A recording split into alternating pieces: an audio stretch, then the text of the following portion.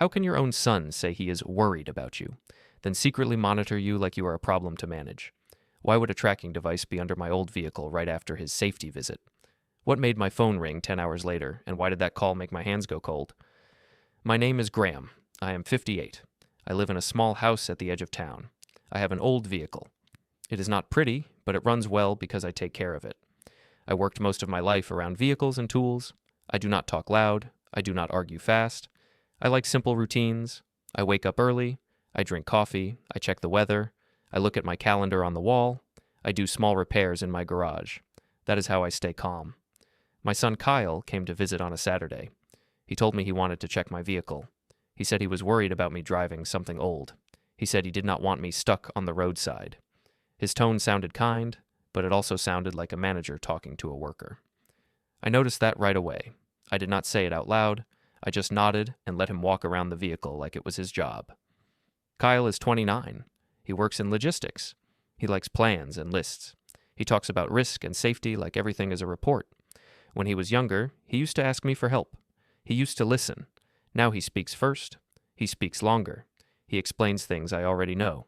He acts like my experience ended when I retired. I used to correct him sometimes, but that only made him more firm. So I learned to stay quiet and watch. He arrived with his partner, Tessa. She is younger than Kyle. She dresses neat and always looks ready for a photo. She smiled at me, but her eyes scanned the driveway like she was rating it. She looked at my vehicle and then at my house. She said the word safe more than once. She said the word responsible more than once. She said she wanted Kyle to feel calm about me. She made it sound like I was a problem that needed a solution. I told her I understood. I said I appreciated concern. I kept my face still. Kyle asked for my keys. I handed them over. He opened the hood and stared in. He tapped parts with a finger like he was checking a product before buying it. I told him I had replaced the belts last year. I told him I had changed the fluids recently. He said that was good, but he also said he wanted to make sure. He said I might forget things. That line landed hard. I do not forget things. I forget small names sometimes, but I do not forget maintenance. While Kyle worked, he kept his phone in his hand.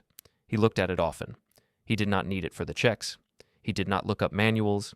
He did not call anyone. He just kept it close, like he needed it for control. At one point, he asked me when I last drove out of town. I told him it had been a few weeks. He asked where I went. He said he was just curious. I answered because it seemed harmless. But I felt the question was not simple. I stored that feeling away. Tessa stood near the curb. She held her own phone, too. She took a picture of Kyle leaning over the engine bay. She said it was nice to see him helping family. She said her parents would be happy to see it. She spoke like my life was a story they would review later. Kyle smiled at that. He said he was doing the right thing. He said he did not want to wait until something bad happened. I felt small in my own driveway, not because of fear, but because of the way they spoke over me. After an hour, Kyle said we should go eat. He said he wanted to talk about a plan. I knew what that meant. It meant a meeting. It meant a list of changes. It meant him telling me what I should do next. I still agreed. I did not want a scene. I did not want Tessa to leave, saying I was difficult. I wiped my hands, locked my garage, and drove us to a corner diner close to the highway. The diner was bright and a little loud. The tables were close. Kyle chose a booth near the window. He sat on the outside edge like he wanted the exit. Tessa sat next to him and angled her body toward him. I sat across from them. Kyle ordered for himself and then asked what I wanted, but the way he asked felt like he was guiding a child. I ordered my usual. I kept my voice even. Kyle started talking about the future in a careful tone. He said he wanted to make sure I was supported. He said he wanted to know my schedule. He said he wanted to know when I drive and where I drive. He said it would help him relax.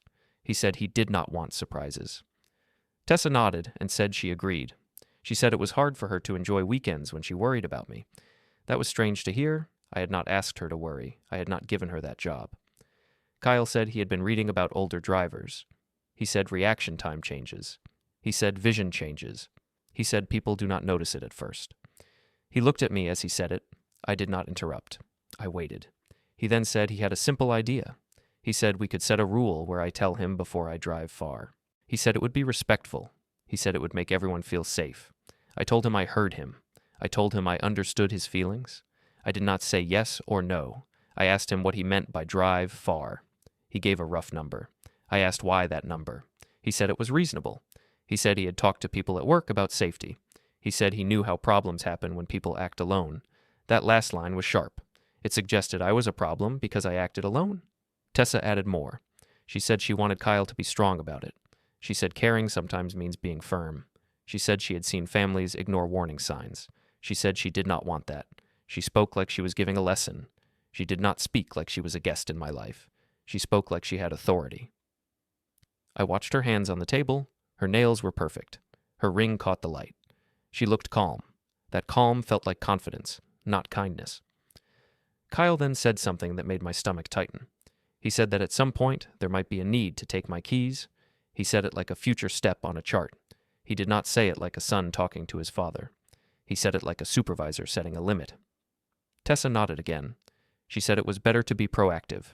She said people get hurt when families wait too long. She said she did not want guilt on anyone's shoulders. I kept my face neutral. I did not want to give them a reaction they could use later. I told Kyle he did not need to worry about me getting stuck. I said the vehicle was reliable because I maintain it. Kyle said he appreciated that, but he also said trust is not enough. He said proof is better. He said he wanted data, not feelings. He used the word data. It sounded cold inside a diner booth.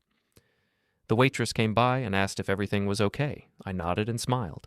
Kyle smiled too. Tessa smiled too. From the outside, it probably looked like a normal family lunch. Inside, I felt like I was being handled. I looked out the window at my vehicle parked near the curb. It sat there quietly. It did not demand anything. It did not try to control me. That thought made me sad in a simple way. When we finished eating, Kyle paid without asking. He said it was his treat. He said he wanted to do more for me. I thanked him. Tessa said it was good that I could accept help. She said pride can be dangerous. She said many men struggle with that. She looked right at me as she said it. I did not correct her. I did not want to argue about pride. I was not protecting pride. I was protecting dignity. Back at my house, Kyle walked around my vehicle again. He said he wanted to listen for sounds. He said he wanted to check the tires. He bent down near the rear wheel for a few seconds. I noticed. He shifted his body to block my view. It was a small detail, but I noticed it. I did not accuse him. I did not even move closer. I just watched with a calm face and a quiet mind. Tessa stood near the driveway and looked at her phone, tapping the screen as if she was sending updates. Kyle then handed me my keys and said everything looked fine for now. He said for now, in a careful way. He said we would talk soon about the plan. He said he would send me a message with steps. Tessa said she was happy he was taking action. They got into their vehicle and left. I stood in my driveway and listened to the sound fade down the street. I went into my garage and sat on a stool for a minute. I did not feel angry. I felt clear. I replayed the moment when Kyle bent down near the rear wheel. I replayed the way he held his phone all morning. I replayed the word data. I asked myself what kind of son needs data on his father's movements. Then I stood up and did what I always do when something feels wrong. I checked. I took a flashlight. I knelt beside the vehicle. I looked under the frame where hands could reach without tools. I saw fresh marks in the dust.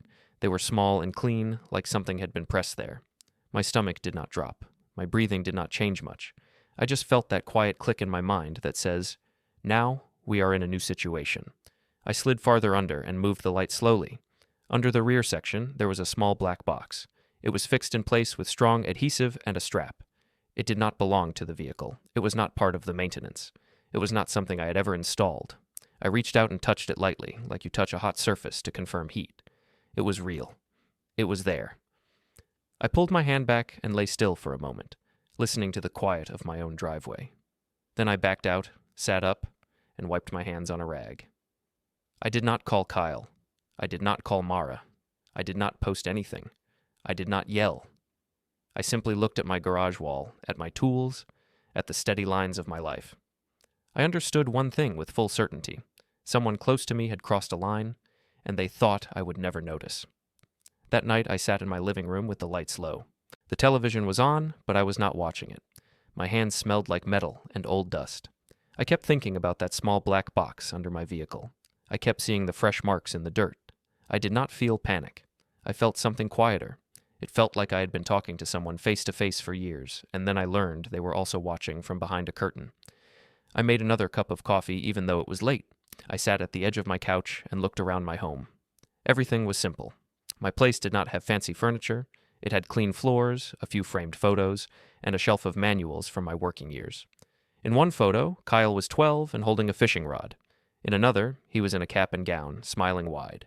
Those pictures were real. The love was real too. That is why the little box under my vehicle felt so heavy. It was not only about a device, it was about trust-changing shape. When Kyle was young, he used to follow me around the garage. He asked questions and listened to the answers. If I told him to hold a flashlight steady, he did it. If I told him to wait, he waited. He was not perfect, but he respected me. I was not a strict man. I was just consistent. I worked long hours. I fixed what needed fixing. I kept promises. I tried to be the kind of father who showed up even when tired. Things shifted after he moved out and started his career. At first, it was normal. He called to share news. He asked for advice. He wanted help with a used car once, and I spent a weekend with him, teaching him basic checks. He thanked me and seemed proud. But then work made him faster in his speech and harder in his opinions. He started using new words. He talked about efficiency. He talked about liability. He talked like every problem had one best answer, and he had it. When I retired, the shift got stronger. I did not retire because I was weak. I retired because my knees and hands were tired, and I had done my time. I had savings. I had a simple plan. I was not rich, but I was stable. Kyle treated my retirement like the start of decline. He asked if I was doing okay, with a tone that already assumed I was not. He asked if I needed help with bills. He asked if I was still driving. He did not ask like a son who was curious. He asked like a person collecting facts. Then Tessa came into his life. The first time I met her, she was polite. She brought pastries. She asked about my work. I liked that. I told her stories from the shop. She laughed at the right times. She looked at Kyle often while I spoke, like she was checking his reaction. Over time, her questions changed. She stopped asking about my work and started asking about my routines. She asked how often I saw doctors. She asked if I had stairs in my house. She asked if I had a plan for emergencies. These are normal questions on the surface, but the tone mattered. It was like she was building a file. Kyle started visiting more often. He said he wanted to help. He offered to install new locks. He offered to set up cameras. He offered to set up phone alerts. He said it was all simple and smart. I told him I did not need it. He smiled and said I was stubborn. He said stubborn men often end up with problems. I told him I liked my privacy. He said privacy is fine, but safety is better.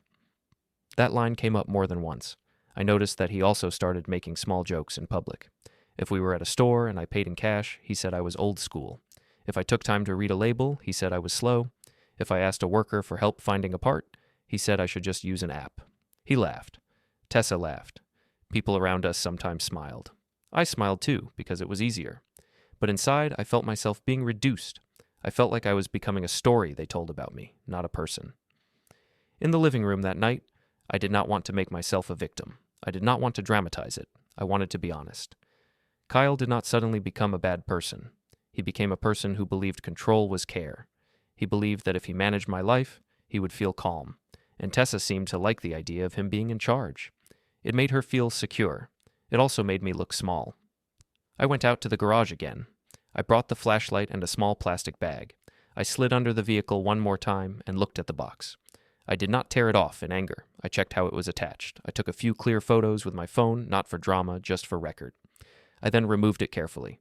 The adhesive pulled away with a soft sound. I placed the box into the bag and sealed it. I set it on my workbench like it was a part I planned to inspect later. My phone buzzed while I was in the garage. It was a message from Kyle. He said he hoped I was relaxing after our meal. He said he was glad he could help. He added that he would send me a few next steps in the morning. I looked at the message for a long time. I did not answer right away. I could almost hear his voice saying it was all for my good. I could almost hear Tessa praising him for taking action. I felt my jaw tighten, but I kept my breathing steady. A little later, I received another message in the family group chat. My sister Mara had posted something. She said Kyle was being responsible and that we should support him. She said family needs to work together. She added that I should not take things personally. She wrote it like she was calming a child after a tantrum. I did not type a reply. I put the phone face down on the table. Mara has always tried to keep peace. She does not like conflict. She believes that if everyone speaks gently, problems will go away. That works sometimes, but it also teaches people that the calm person will always bend. Mara called me later that evening. She asked if Kyle visited. I told her yes. She asked if everything was fine. I said it was fine. She said Kyle worries because he loves me. She said I should be proud that my son cares. I told her I was proud of him. I told her love is important. I did not mention the box. I listened to her talk about family and respect. She said I should not make Kyle feel guilty. She said he carries stress at work. She said Tessa wants the best for him. She said I should not judge her. I told Mara I was not judging anyone. I ended the call politely. After that, I sat in my home office for a while. It is a small room with a desk, a chair, and a filing cabinet. On the wall, there is a calendar. I keep it simple. I circle appointments and birthdays. I write down oil changes and other routines. That night I stared at the calendar and realized Kyle also liked calendars, but for a different reason. For him, a calendar was a way to control people's time. For me, it was a way to remember my own. I opened a drawer and pulled out an empty folder. I did not label it yet. I just placed it on the desk. I placed my phone beside it. I looked at the message from Kyle again. I looked at the group chat message again. I thought about the diner and the way Kyle talked about taking keys someday. I thought about how he blocked my view when he bent near the rear wheel. I thought about the way Tessa's phone kept lighting up. The next day, Kyle called. His voice sounded cheerful. He asked how I slept. He asked if I was feeling okay. Then he said he wanted to schedule a meeting. He said it would be easy and positive. He said he wanted me, him, Tessa, and Mara all on the same page. He said it would reduce stress. He said it would protect everyone. He spoke like he was setting up a project, not a family talk. I told him I would think about it. He paused. He said there was nothing to think about. He said it was the responsible choice. I told him I heard him. I told him I would get back to him later. He did not like that. His voice stayed polite, but it got firmer. He said he did not want me delaying. He said delay leads to problems. He said he needed my cooperation. I said I understood. Then I ended the call. That afternoon, I went to the grocery store. It was a normal trip, but I noticed something new in myself. I watched how my son's words had started living in my head. I heard the word responsible like a command. I heard the word safety like a threat. I did not like that. I did not want his anxiety to become my cage. I bought my groceries, returned home, and put things away. I worked slow and steady. That was my way of grounding myself. 2 days later, Kyle asked to meet me at a family restaurant near the highway. He said it would be neutral ground. He said it would be calmer. I agreed. I arrived early and parked. I sat in my vehicle for a minute and watched people go in and out. Families, couples, workers on lunch break. Everyone looked normal. I reminded myself to stay calm. I reminded myself that staying calm did not mean surrender. Kyle and Tessa arrived together. They walked toward me in the parking lot. Not inside yet. Kyle smiled like nothing was wrong. Tessa smiled too, but her eyes stayed sharp. Kyle said he wanted to talk outside first. He said it would be quick. He stood close enough that I could smell his cologne. He spoke quietly and said he was concerned I might resist the plan. He said he hoped I would not make it difficult. I asked him what difficult meant. He said difficult meant refusing help. He said difficult meant acting like he was the enemy. He said he was trying to protect me. Tessa added that this was about trust. She said if I trusted Kyle, I would cooperate. She said it would show maturity. She said people who resist help often regret it later. She said she did not want regret in the family. Kyle then said something else. He said Tessa's parents had asked questions about me. He said they were worried too. He said they had experience with situations like this. He said they knew how families handle it. He did not explain what that meant, but he did not need to. The pressure was clear. It was not just Kyle anymore. It was becoming a group decision about my life. I looked at Kyle's face and tried to find the sun I remembered. I saw it for a second, behind the confidence. Then it was covered again by that calm manager expression. I told him I was not refusing help. I told him I appreciate concern.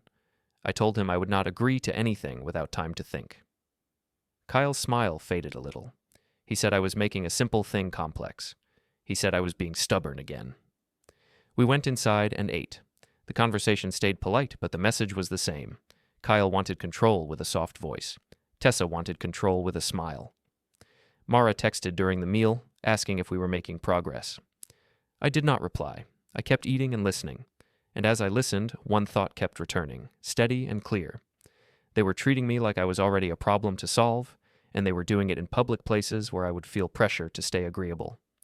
After that meal at the family restaurant, I drove home in silence. The radio was off. The road was familiar. I noticed how my hands held the steering wheel a little tighter than usual. Not from fear, but from focus. When I pulled into my driveway, my garage light came on with its usual soft click. That sound normally means rest. That night, it meant work. I went straight to the garage. I took the flashlight again. I placed a folded towel on the floor and lay down beside the rear wheel. I moved slowly, like I was doing careful maintenance. The small black box was still there. The strap sat tight against the frame. The adhesive looked new and clean compared to the older dirt. I stared at it for a long time without touching it. I kept asking myself the same question in different ways. If Kyle truly worried, why not tell me directly what he wanted? Why not ask for a simple check-in call? Why hide something under my vehicle? I sat up and washed my hands at the utility sink. Then I sat on my stool at the workbench and looked around. Everything in my garage has a place. Wrenches on the left, screws in labeled jars, rags in a bin. I like that order because it tells the truth. If something is missing, I notice. If something new appears, I notice. That is why the device felt like such a loud message, even though it was small and silent. I did not call Kyle. I did not send a message. I did not tell Mara. I wanted to learn first. I wanted to understand what kind of line had been crossed, and how far they had already stepped over it. I reached under the vehicle and touched the strap lightly. I could feel the edges of the box through the plastic. I looked for any markings on it. There was a tiny label. I could not read it well from that angle. I slid out and got a small mirror, the kind I used for tight spaces in engines. I angled the mirror and the flashlight. I saw a few numbers and letters. That was enough. I did not need a full explanation yet. I just needed a starting point. My phone buzzed again, another message from Kyle. He said he had a few ideas for my week. He said he wanted to keep things simple. He said he could set reminders for me. He said he could help me stay organized. He wrote it like he was offering a service. I stared at the message until the screen went dark. I did not answer. The next morning, I went to an auto parts store. I told myself I was going for a new set of gloves and a small pack of zip ties. That was true, but it was not the whole truth. I also wanted to be in a public place, around normal people, while my thoughts settled. I parked and sat in the vehicle for a moment. I watched my reflection in the rearview mirror. My face looked calm. My eyes looked tired, but steady. Inside the store, I walked the aisles slowly. I bought the gloves and zip ties. I also bought a small magnetic light. Nothing unusual. At the counter, the cashier asked if I was working on a project. I said I was doing routine maintenance. That answer felt honest. It was routine now, just a different kind of routine. Back outside, I sat in the parking lot and looked up the numbers I had seen on the label.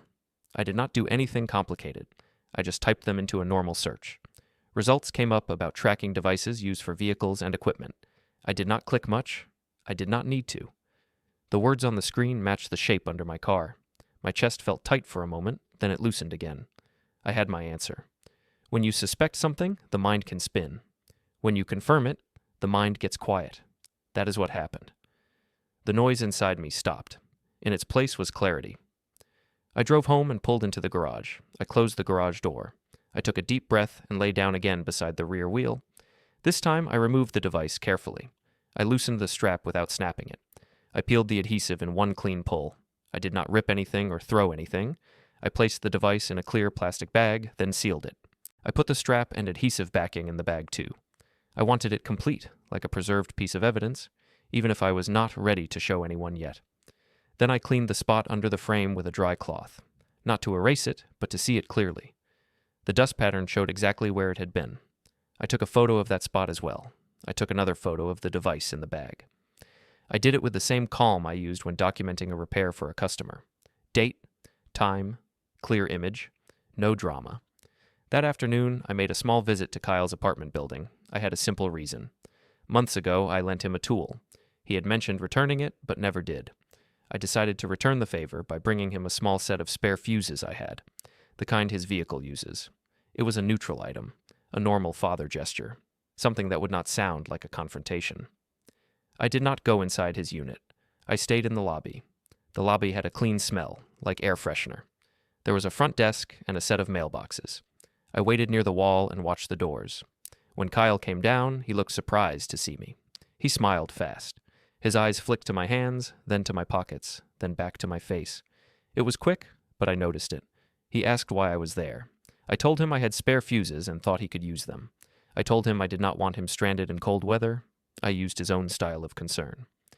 Kyle laughed lightly, but it sounded thin. He said I did not need to worry about him. He said he had everything handled. Then he asked if I was okay. He asked if I had driven there safely. He asked if my vehicle was running well. He asked 3 questions in a row, like he was checking items off a list. I answered calmly. I said the vehicle was fine. I said my day was normal. I said I was heading home after this. I handed him the fuses. He took them and thanked me. Then he said we still needed to do the family meeting. He said it would be good to have Mara there. He said it would help keep things smooth. That line told me he wanted witnesses, not harmony. Tessa came into the lobby then. She looked surprised, too, but she recovered even faster than Kyle. She greeted me politely and asked if everything was fine. I said everything was fine. She said she was glad. Then she said Kyle had been worried because I had not replied to messages quickly. She said quick replies help people feel calm. She said it was a small thing I could do to show respect. She used the word respect as if it meant obedience. Kyle nodded and said he had told me the same thing. He said a quick reply is not hard. He said it is normal. He said everyone does it. I kept my face neutral. I told him I would reply when I could. Kyle's smile tightened. He asked what that meant. I told him it meant I would reply when I could. The lobby was quiet. A person walked past us and pressed the elevator button. The elevator doors opened and closed again. Kyle and Tessa did not raise their voices. They did not need to. Their pressure came from how certain they were that they could direct me. Tessa then said something that made the line very clear. She said they wanted to help with my transportation. She said it was time to consider options. She said it was not safe for me to be independent in the way I insisted on. She said it like independence was a bad habit. Kyle added that he had looked at services that could drive me around. He said he could set it up. He said it would be better for everyone. I listened and nodded slowly, the way you nod when someone is explaining a plan that is not your plan. I thanked them for the concern. I did not agree to anything. I did not argue. I simply said I would think about it. Tessa's expression changed slightly, like she had expected a softer answer. Kyle asked how long I needed to think. I said I did not know. Then I wished them a good evening and walked out. In my vehicle, I sat for a minute before driving away. My hands were steady, my mind was steady. That was the moment the switch flipped fully. Not into anger, into decision. I realized Kyle was not just talking. He was moving toward control in steps, and he believed I would surrender because I wanted peace. On the drive home, I thought about what I would not do. I would not shout. I would not beg for understanding. I would not trade dignity for quiet. I would not let family pressure become a chain. When I got home, I went into my home office and opened the filing cabinet. I pulled out an empty folder and placed it on the desk. I wrote a simple label on it with a black marker, Timeline. I placed the photos in a separate digital folder on my computer, but I did not name it something dramatic. I named it with a date. I added notes in plain language. Kyle visit, diner talk, parking lot meeting, lobby conversation, device found, device removed. I also wrote one more note on a sticky paper. I wrote a single word, Anchorage. I did not explain it to anyone. I did not even explain it to myself out loud. I just placed the note on the edge of the desk where I could see it. Then I made one quiet call to a person I trusted, someone I knew from years back who now worked in a professional office. I did not tell them everything. I just asked if they could recommend someone who understands boundaries and family pressure. They asked if I was safe. I said yes. They asked if I needed immediate help. I said no. I told them I wanted to handle things properly and calmly. They said they would call me back with a name. That evening, Kyle sent another message. He said he felt hurt that I pushed them away. He said he was only trying to do what is right. He said he needed me to cooperate. He said we could not move forward if I stayed difficult. I read the message, then I placed my phone face down and turned off the lamp. I sat in the dark for a moment and listened to the quiet sounds of my house, the refrigerator hum, the wind against the window, my own breathing. I thought about the device in the plastic bag sitting on my workbench. I thought about Kyle's eyes in the lobby flicking toward my pockets. I thought about Tessa using the word respect like a leash. Then I stood up, walked into the garage, and looked at the bag one more time. I did not feel rage. I felt a clean sense of direction. They thought I would confront them in a messy way. They thought I would act emotional and easy to manage. I did not plan to give them that. The next morning I woke up before sunrise. I made coffee and sat at my kitchen table. The bag with the device was still on my workbench in the garage. I did not touch it yet. I wanted to move slow and clean. I knew that if I acted fast, I might miss something. Kyle and Tessa were moving in small steps. I needed to move in careful steps, too. I walked into the garage and set the bag on the table under a brighter light. I did not take it apart. I did not press buttons. I did not try to be clever. I simply looked at it like it was a part that came into my shop with a question. I took 2 more clear photos from different angles. I wrote the date on a small paper and put it beside the bag, then took one more photo with the date in the frame. It felt boring, but boring is good when you need truth. Then I opened my home office and added to the timeline folder. I wrote down the exact time Kyle arrived at my house, the diner visit, and the moment I saw him bend near the rear wheel. I wrote down the time I found the device. I wrote down the messages Kyle sent and how quickly they came after each meeting. I did not write emotions, I wrote facts. It was the same way I used to write work notes. If you make a claim, you support it. If you do not know, you do not guess. Around mid-morning, Omar came by. He is my neighbor. He is the kind of man who watches the street without being noisy about it. He helps people carry things. He also notices when something is off. He asked how I was doing because he had seen Kyle's vehicle in my driveway the day before. I told him I was fine. I told him Kyle was worried about my old vehicle. Omar nodded and said family can be strange when it comes to control. He did not push for details. He just said if I needed someone to witness something or check something, he was around. I thanked him. I did not tell him about the device yet. I only stored his words as a quiet option. By afternoon, Kyle sent another message. He said he wanted an answer about the family meeting. He said Mara agreed it was time. He said he did not want to keep guessing about my choices. I read it once, then again. I noticed the pattern. He asked for my agreement, but he wrote like the decision was already made. He wrote like my only role was to comply. I did not reply right away. Instead, I drove to the post office. I parked and walked in with a small box in my hands. Inside the box was the device, still sealed in the clear bag. I added padding so it would not move around. I also added the strap and the adhesive backing. I did not include a note with accusations. I included only a simple paper with my name and phone number for the receiver and one sentence asking him to call me when it arrived. The receiver was Nate, an old friend from work days. He moved to Anchorage years ago. We stayed in touch in a quiet way. He is steady, like me. He does not enjoy drama. At the counter, the clerk weighed the box and asked if I wanted tracking. I said yes. I paid. I watched the label print. I took a photo of the label after I stepped away from the counter. I put the receipt in my wallet. I did not smile. I did not frown. I just did what needed doing and walked out.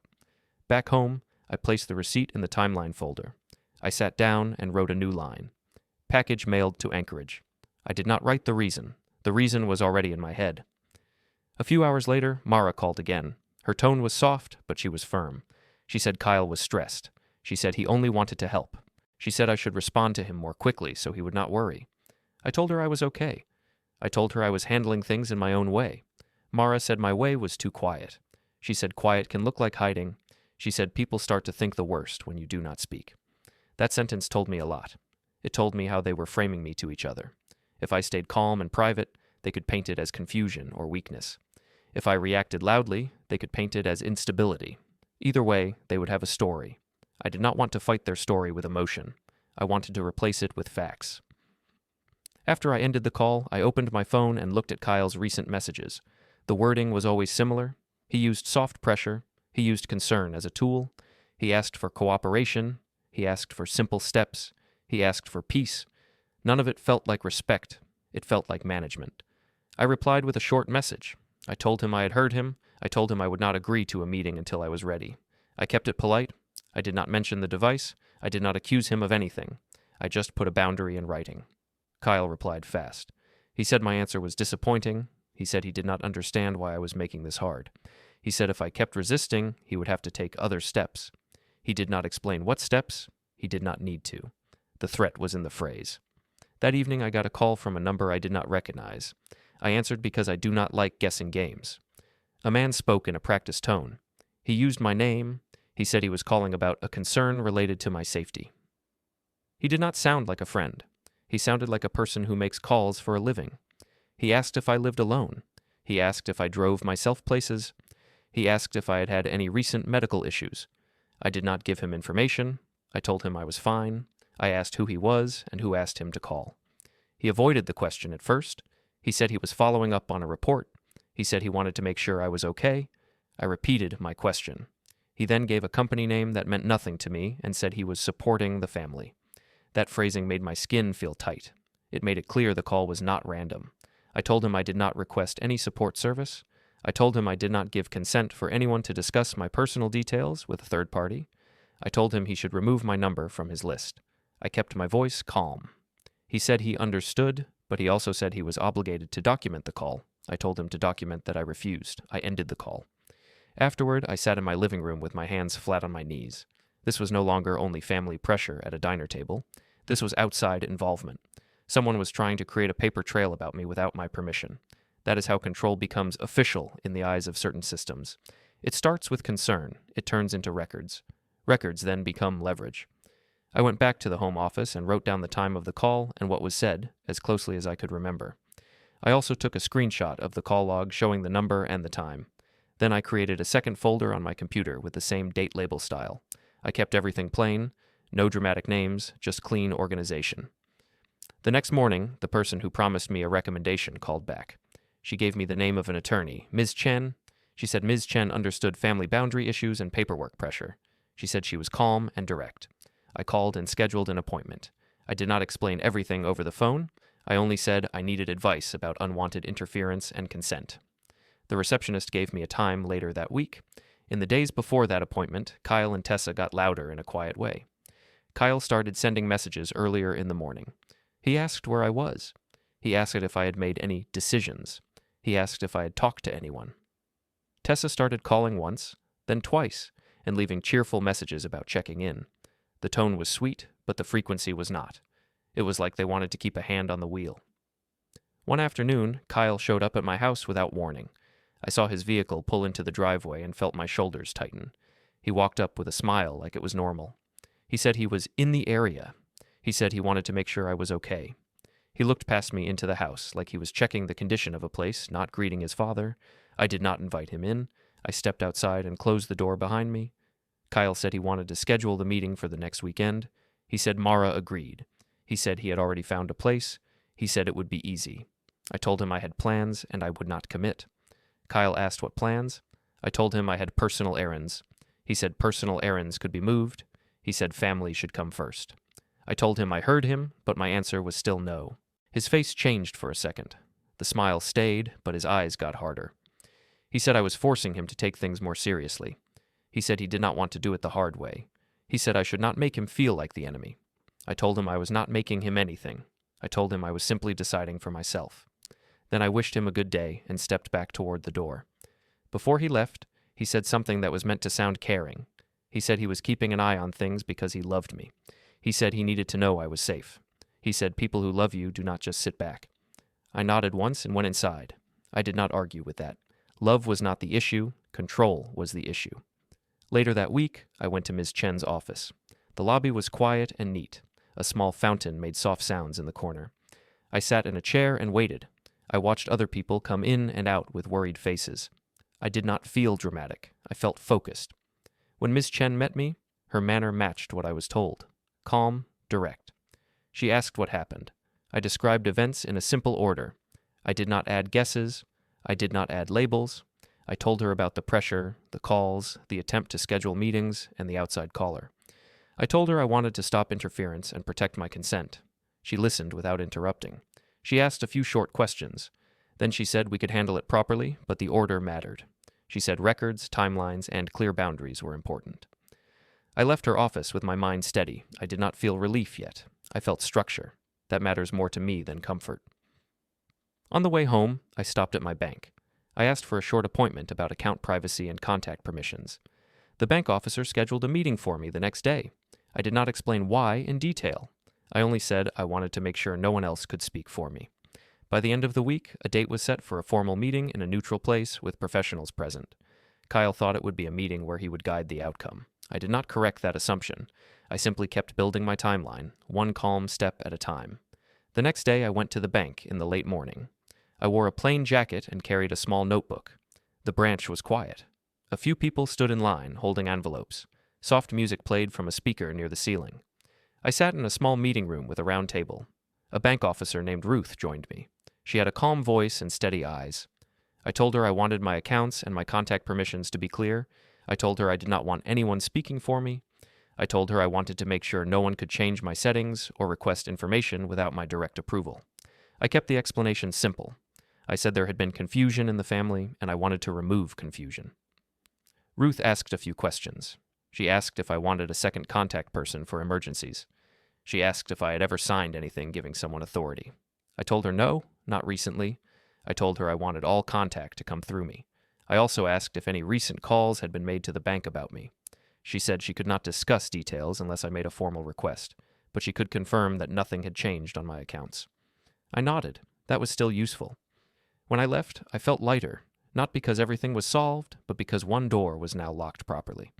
I drove home and checked my mailbox. Nothing unusual. I stepped inside, washed my hands, and sat at my desk. I opened my phone and looked at the call log from the unknown number again. I wrote down a short summary of what the caller said, with the time and date. I did the same for each message Kyle had sent in the past week. I did not copy the full messages into my notes. I only marked the points that mattered. He asked for meetings. He demanded quick replies. He hinted at other steps. He framed my boundaries as a problem. It was all part of a pattern. That evening, Nate called from Alaska. His voice sounded normal, like a man calling after work. He said he had received a box with my name on it. He said it was strange because the return address was my home, and he had not expected anything. I told him I wanted to confirm it arrived, and I thanked him for checking. I did not explain the full reason yet.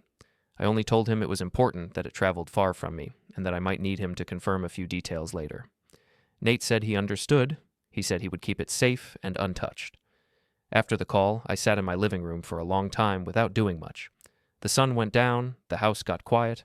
I could hear the refrigerator hum and the faint ticking of my wall clock. I thought about how quickly a family story can turn. If someone repeats the same concern enough times, people start believing it even without proof. They start using the same phrases. They start treating you like you are already guilty of something. Kyle was good at repetition. He kept using words like responsible and safety. He kept saying he needed to know where I was. He kept saying he was stressed because I was not cooperating. If I refused, he could tell others I was unstable. If I stayed quiet, he could tell others I was hiding something. Either way, he could build pressure around me like a fence. That was why I needed to stay calm and use proper systems. Systems do not care about tone. They care about facts, dates, and consent. 2 days later, I met Ms. Chen again. Her office was small, quiet, and plain. She did not push emotions. She asked for my timeline and the basic pieces I had saved. I brought my notebook. I did not bring anything dramatic. I only brought facts. I told her about Nate receiving the package. I told her about the bank meeting. I told her about Kyle showing up unannounced. I told her about the unknown caller. Ms. Chen listened and nodded. She said it was good I stayed steady. She said the key was to avoid a loud family fight and make things clear through official channels. She said I needed to protect my privacy and make it known that I did not consent to third parties contacting me on family requests. She said it could be handled in a clean way. I asked her what clean meant. She said it meant formal notices, clear boundaries, and a record that I stated my wishes. She said if Kyle or anyone else kept pushing, it would not be a debate anymore. It would be an action with consequences. Her tone did not feel threatening. It felt structured. I left her office and drove home. I stopped at a small store for groceries. I kept my life normal on the outside. That was important. I did not want my world to shrink around this conflict. I wanted to keep my routines so my mind stayed clear. Kyle did not let things cool down. The next morning, he sent me a long message. He said he was disappointed. He said my silence was hurting him. He said a loving parent would not make a child worry like this. He said he was only doing what was right. He also said that if I refused to cooperate, he would have to involve people who can help. I read the message twice. Then I did something I had not done in a long time. I did not reply at all. Not replying was not weakness, it was a choice. Every reply I gave became a thread Kyle could pull. Every explanation I offered became a new angle for debate. I did not want debate. I wanted clear boundaries, the kind that do not depend on who talks louder. Later that day, Mara came by in person. She knocked softly and stood on my porch with her hands clasped. She looked tired. She said she did not like the tension. She said Kyle was worried. She said Tessa was upset. She said people were talking. I invited Mara inside. We sat at the kitchen table. I poured her tea. She looked around my home like she was checking if I was okay. That made me sad, because I realized she was also starting to see me through their lens. Mara said Kyle wanted a formal meeting with a mediator. She said it would help everyone feel safe. She said it would make things official so there would be no confusion. She said it would not be a big deal if I was fine. She said it would be quick. She said Kyle was only trying to protect me. I listened without interrupting. When she finished, I told her I heard her. I told her I was willing to attend one formal meeting as long as it was truly neutral and properly arranged. I told her I would not attend any meeting in someone's living room where people could talk over me. I told her I would not attend any meeting where I was treated like a child. Mara looked relieved. She said this was a good step. She said Kyle would be happy. She said she would tell him right away. I nodded and told her I would expect the details in writing. I kept my voice calm. I did not explain more. When Mara left, I went back to my home office and wrote down her visit, date, and time. I also wrote down the mediator request. I did not label it as good or bad. I simply recorded it. Within an hour, Kyle sent me a message with a time and place. It was a county courthouse building in a conference area used for mediation sessions. He wrote as if he had already arranged everything. He said it would be best to do it there because it was official. He said it would help the family. He said the mediator would guide us. He said we could finalize a plan. I stared at the words finalize a plan. It sounded like he believed the plan was already drafted. It sounded like I was expected to sign my life into his hands with a smile. I did not reply with fear. I replied with one sentence. I said I would attend and I would speak for myself. Kyle replied fast. He said he was glad I was finally being reasonable. That sentence told me how he saw the situation. He believed reason belonged to him. He believed my consent was a reward he could pull from me if he pushed hard enough. He believed my boundaries were a childish stage that would end when pressure increased. I spent the next few days preparing in small ways. I did not prepare a speech. I did not rehearse arguments. I prepared like I prepare for a job inspection. I checked my notes. I organized my dates. I made sure I could explain events in a simple order without emotion taking over. I also made sure my daily life stayed steady. I washed my dishes. I took out the trash. I cleaned my garage. I changed a light bulb that had been flickering. I went on short walks in the afternoon. I did these things because calm is not only a feeling, it is also a practice.